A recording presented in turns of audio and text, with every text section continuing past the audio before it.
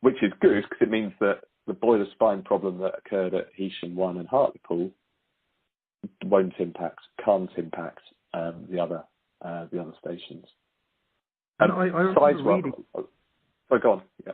No, it's fine. But I was just going to say, Sizewell is one reactor with 2 turbines running off that same reactor. So it's a 1,200 megawatt electrical reactor with 2 600 megawatt electrical turbines running off it. Can you say that again, please? I'm sorry, I didn't quite write it all down correctly. I don't think. Okay, sure. So Sizewell B is one reactor. Yep. That has 2 turbines running off that one reactor. Right. Okay. So a 1,200 megawatt reactor with 2 600 megawatt turbines running off it. Right. Okay. Got it. And I remember. So this is flipping back onto kind of how these life extensions and things work. I remember, and also it's got to do with the family thing on each of the AGRs. If you get a safety case for one of the people in the family, let's just say, does it impact the whole family then? Because I remember reading somewhere that if one of them got a safety case problem and the ONR said, there's something gone wrong there, you immediately have to look at the other one and go, perhaps we need to shut that down, or preemptively shut it down until we work out. So is that how it works? Yeah. Yes, it is. Yes, it is. And there's a severity piece in here. So if you take a kind of a graded approach to that, if something really serious happens, then yes, that's the case. So, for example, a crack is found in a really important bit of equipment at one reactor. It's not expected and it's not understood. Can you, hand on heart, say that there are no cracks in any of the other pieces of equipment at any of the other reactors in the family? No, you can't. Right, shut them all down and do the check. If a bit of conventional equipment or a fully replaceable kind of secondary safety equipment breaks at a family and there's a safety case anomaly there, then it may not be that severe an immediate impact. It may be manageable and containable.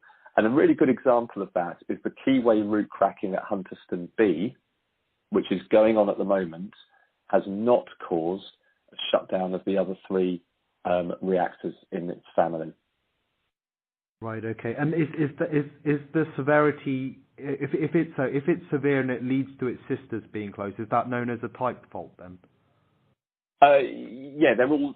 I guess generically, it's terms of type faults. Yeah. You can have a severe type fault, and I guess you can have a relatively inconsequential type fault. But type faults, I guess, mainly is the big problem. So the boiler problems at Hinkley and Hunterston you talked about. There was some the boiler spine issue and the boiler closures at Heysham 1 and Hartlepool. So there have been a few of these, and so far none of them has resulted in the stations closing down forever, which is good. Right. Okay. And then in relation to lifetime extensions, there was this report I read by Doosan that said that EDS changed from kind of a short-term life planning approach to a long-term approach quite recently. Are you able to elaborate as to what exactly they mean by that? I can elaborate. So I can elaborate on my interpretation of that.